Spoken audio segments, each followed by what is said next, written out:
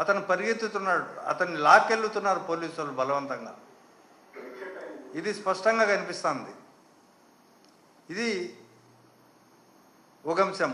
13వ తేదీ ఉదయం అరెస్టు చేసినప్పుడు ఆయనకు నోటీస్ ఇవ్వడం ఒక అంశం అయితే, 13వ తేదీ ఉదయం 7 గంటలకు అతన్ని పోలీసు వాళ్ళు అదుపులోకి తీసుకొని వైజాగ్ నుంచి విజయవాడకు తీసుకురావడం. ఎప్పుడో మనకు తెలుసు ప్రయాణం ఎంత దూరం పడుతుందో. ఉదయం వంశీని అరెస్టు చేసినప్పుడే వాళ్ళు ఏ సెక్షన్ల కింద కేసులు పెట్టామని చెప్పి దీంట్లో స్పష్టంగా పేర్కొన్నారు ఈ నోటీస్లో. అంటే సత్యవర్ధన్ ఏది చెబితే అదే దాని ప్రకారం కేసులో సెక్షన్స్ నమోదు చేయాల్సింది పోయి, ముందే వీళ్ళు ఏ సెక్షన్ల కింద నేరాన్ని మనం నమోదు చేయాలి అనే ఉద్దేశంతో ముందు సెక్షన్లుగా నమోదు చేయడం, తర్వాత non bailable sections, life imprisonment sections పెట్టి తర్వాత దాన్ని డెవలప్ చేసి తను సత్యవర్ధన్ వైజాగ్ నుంచి ఇక్కడికి వచ్చిన తర్వాత స్టేట్మెంట్ రికార్డ్ చేయడం 13వ తేదీ జరిగింది. ఇది స్పష్టంగా, ఇది మనం చెప్పడం కాదు, ఇక్కడ మీరు చూడండి. Date of witness examination 13/2/2025 Madduri Satyavardhan.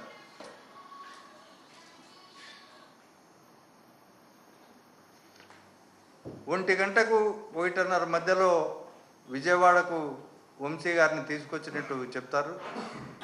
అతనికి ఒక నోటీస్ తప్ప ఎందుకు అరెస్ట్ చేస్తున్నామన్న అరెస్ట్ కార్డు కానీ, వాళ్ళ కుటుంబ సభ్యులకు తెలియపరచడం కానీ, ఏ నేరంలో తీసుకొస్తామని కానీ తెలియకుండా ఇక్కడికి వచ్చిన తర్వాత కూడా 4-5 పోలీస్ స్టేషన్లు తిప్పి,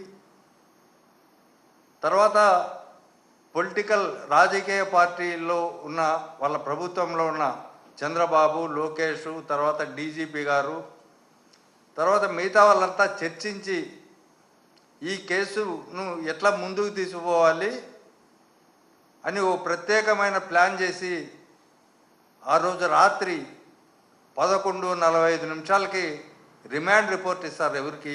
డిఫెన్స్ కౌన్సిల్ అడ్వకేట్ గారికి. ఉదయం అరెస్ట్ చేస్తారు, రాత్రి 11:45 అంటే 11:30 కోర్టుకు ప్రొడ్యూస్ చేసి 11:45 ఇచ్చి తర్వాత ఎఫ్ఐఆర్ 12 గంటలకు ఇస్తారు. అంటే దీని అర్థం ఏంటంటే ఇదంతా కుక్డప్ స్టోరీ.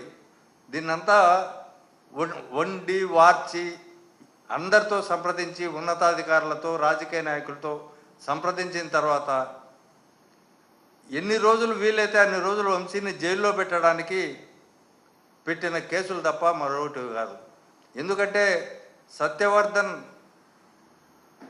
అక్కడ జడ్జి ముందరనే నాకు ఈ కేసుకు ఎలాంటి సంబంధం లేదని చెప్పిన తర్వాత కోర్టులను అపహాస్యం చేస్తూ, రాజ్యాంగాన్ని అపహాస్యం చేస్తూ, న్యాయ ప్రక్రియను కూడా పక్కదోవ పట్టించే పద్ధతుల్లో అతనితో మరో స్టేట్మెంటు రికార్డు చేయించి వల్లభనేని వంశీ పైన మరో కేసు పెట్టి లోపలికి పంపించే దుష్ట సాంప్రదాయానికి వీళ్ళు తెరదీసినారు. ఇదంతా చంద్రబాబు, లోకేష్ చెప్పినట్లే పోలీసు వాళ్ళంతా స్క్రిప్ట్ రాస్తున్నారు. తర్వాత ఈ న్యాయ ప్రక్రియను అపహాస్యం చేస్తూ రాజకీయ కక్షలు తీర్చుకునేందుకు అధికారాన్ని దుర్వినియోగం చేస్తూ పోలీసులను దానికి పావులుగా వాడుకుంటున్న ఇది ఈ రాష్ట్రంలో స్పష్టంగా కనిపిస్తుంది. కేసులు ఎలా పెట్టాలో రాజకీయ నాయకులే చెప్తా ఉన్నారు, ఎలాంటి అభియోగ పెట్టాలో రాజకీయ నాయకులే చెప్తున్నారు, సాక్షులుగా ఎవరిని చేర్చాలో వారే చెప్తున్నారు, దర్యాప్తు అధికారులను ఎవరిని నియమించాలో ఆ దర్యాప్తు కూడా ఏ విధమైన పద్ధతుల్లో నిర్వహించాలో రాజకీయ నాయకులే చెప్తున్న పరిస్థితులు ఈ రాష్ట్రంలో ఉన్నాయి. కూటమి ప్రభుత్వం వచ్చిన తర్వాత రాష్ట్ర వ్యాప్తంగా ఇదే పని. సోషల్ మీడియా కేసులు ఒకవైపు అయితే, తర్వాత రాజకీయ నాయకులపైన ఇప్పుడు రాష్ట్ర వ్యాప్తంగా కూడా ప్రత్యర్థి రాజకీయ పార్టీ నాయకులపైన కేసులు పెడుతున్నారు. ఎవరైనా చట్ట ప్రకారము కేసులు పెడితే ఎవరికీ అభ్యంతరం లే, కానీ వీళ్ళు చట్టాన్ని అతిక్రమిస్తా ఉన్నారు. హైకోర్టు అన్నా న్యాయ